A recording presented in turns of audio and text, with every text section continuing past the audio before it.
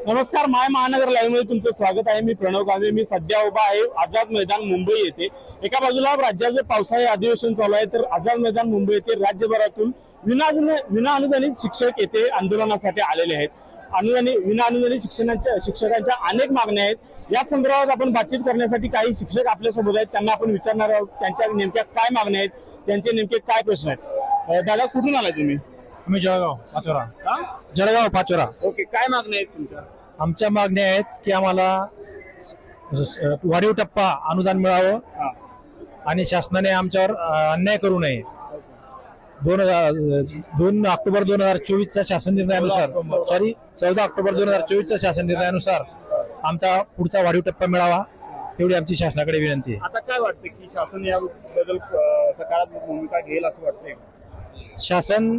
मायबाप शासन सकारात्मक भूमिका घेईल आणि आमच्या सगळ्या शिक्षकांचा अन्याय दूर करून आम्हाला न्याय देईल, एवढी शक्यता आहे। शासनाने नेहमी आमच्यावर अन्याय केलेला आहे। मागच्या वेळी 40चा टप्पा ज्यावेळेस मंजूर केला, त्याच्यातलाही 18 महिन्याचा पगार त्यांनी आम्हाला दिला नाही। यावेळेस जो शासन निर्णय घेतला आहे की तुम्हाला 1 जून 2024 पासून प्रत्येकाला पुढचा 20% टप्पा दिला जाईल।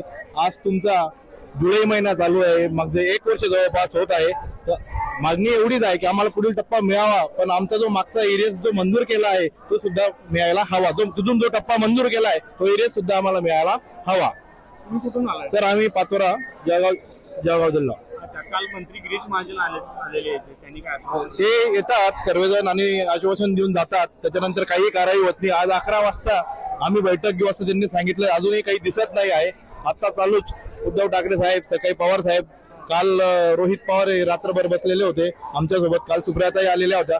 काही नाही, शासन दरवेळेस शब्द देते आणि काहीतरी वेळ मारून नेते, त्याच्यानंतर काही त्याच्यावर कारवाई केली जात नाही।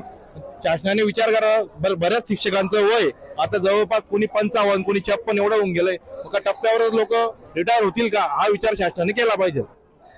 दादा, तुम्ही कुठून आलाय? संभाजीनगर, छत्रपती संभाजीनगर। तुम्ही किती वर्ष शिक्षण क्षेत्रात काम करता? मी 5 वर्षापासून। 5 वर्षापासून। तरी पण अजून अनुदानावर काहीच नाही, अनुदानवर काहीच नाही। 20% तर 20च आहे।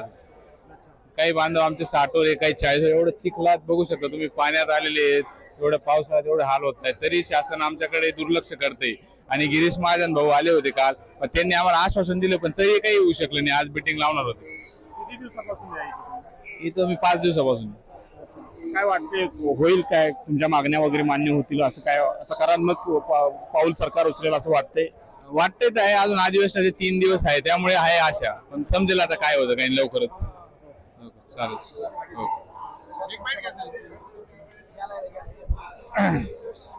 14 ऑक्टोबर 2024ला जो शासनाने शासन निर्णय केलेला आहे त्याची तत्काळ अंमलबजावणी करून शिक्षकाच्या खात्यात वेतन द्यावी, ही माफक अपेक्षा घेऊन आम्ही यवतमाळ जिल्ह्यातून आलेलो आहोत। तर शासनाने आता मला 6-7 वर्ष राहिलेल्या रिटायरमेंटसाठी आता 20% पगार मिळते। खरंच आमच्या जीवनाची माती झालेली आहे इथे। तर 200 आंदोलन करूनही आमच्या हातात आतापर्यंत काहीच मिळालेलं नाही।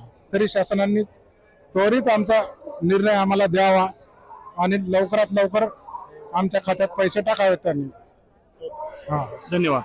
तर या होत्या शिक्षकांच्या प्रतिक्रिया। हे शिक्षक राज्यभरातून विविध कानाकोपऱ्यातून आलेले आहेत। काही शिक्षक रिटायरमेंटला आलेले आहेत, तरी देखील या शिक्षकांना अजून 20% अनुदान दिलं जातं। त्यामुळे एवढ्या कमी पैशात नोकरी करणे किंवा घर चालवणे हे कठीण असल्यामुळे या शिक्षकांनी गेली 5 दिवसापासून आझाद मैदान येथे मुंबई येथे आंदोलनाचा पवित्रा घेतलेला आहे।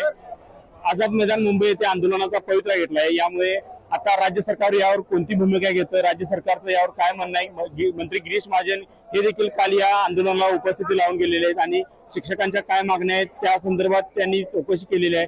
तसेच आमदार रोहित पवार, शरद पवार, राष्ट्रवादीचे अध्यक्ष शरद पवार, जितेंद्र आव्हाड, विश्वजित कदम यांनी देखील या आंदोलनाला भेट दिली आहे आणि या शिक्षकांच्या आता मागण्यांची सरकार कशा प्रकारे भूमिका घेतं